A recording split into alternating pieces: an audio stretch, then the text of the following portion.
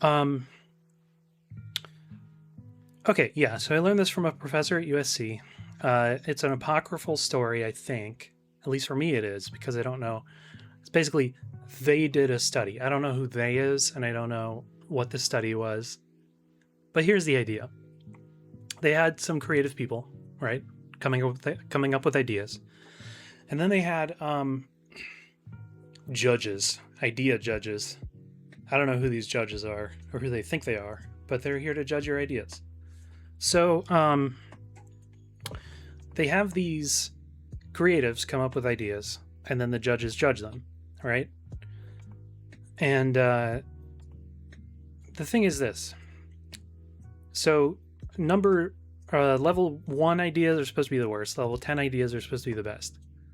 Turns out that when the judges were judging levels, when one of them judged a level 7 idea, like pretty good, most of the judges agreed with that. They tended to, most ideas that were pretty good tended to be rated pretty good. But the ideas that were tens, some judges said they were tens and some said that they were ones. So the tens and ones were like not necessarily distinguishable. Is this story true? I don't know. But what I take away from it is this. A sort of back pocket idea, like a 7, like a solid kind of 7 idea, what I would think of as probably a bit more conservative, is nice to have in your back pocket. Like, get the 7, figure that out. It's a solution that's like a level 7.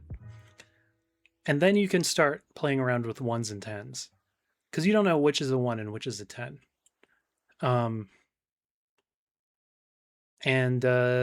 Yeah, so like we were working with a celebrity, and we came up with like 3 pitches. One was like a more conservative kind of video game, like I'm not sure what it was exactly, but it was just like, something that was just very on brand and stuff for this athletic celebrity. And then we were like, okay, that's a cool one. Now let's pitch another one. And so the other one we pitched was like a cooking game. Even though this celebrity had nothing to do with cooking, we're like, what if it's a cartoon mobile cooking game that's like wacky and crazy? And they didn't go for it, but it was well appreciated, I think. Yeah, so we went with we didn't quite go with the 7 either. We made another one that was also wacky, and we kind of went with that. But that's kind of the idea. Also, it's a good way to shake things out. Like if you're sort of stuck,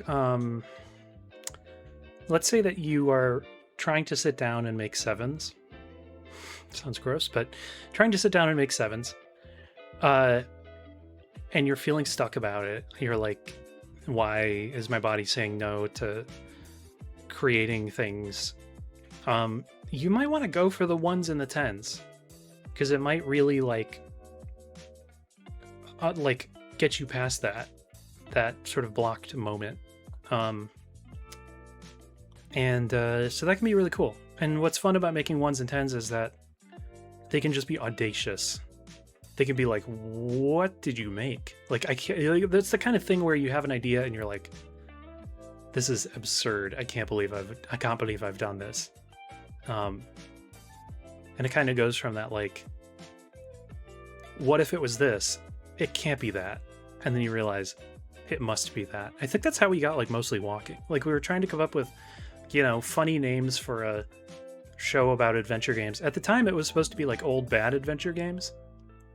And we had all these things where it's like, I don't know, like just making something up, like, ooh, Explorer Quest, or like Gamer Time, or I don't know what they were. But then, one of us was like, oh, Mostly Walking. And it was like, you can't name a show that. It's hard to say. It doesn't make any sense, but it's like, oh, this is so good though. Just gotta go with it. It's so good. Maybe it's a 10 and a 1 at the same time. You be the judge. That's the wisdom for tonight. 1s and 10s and 7s.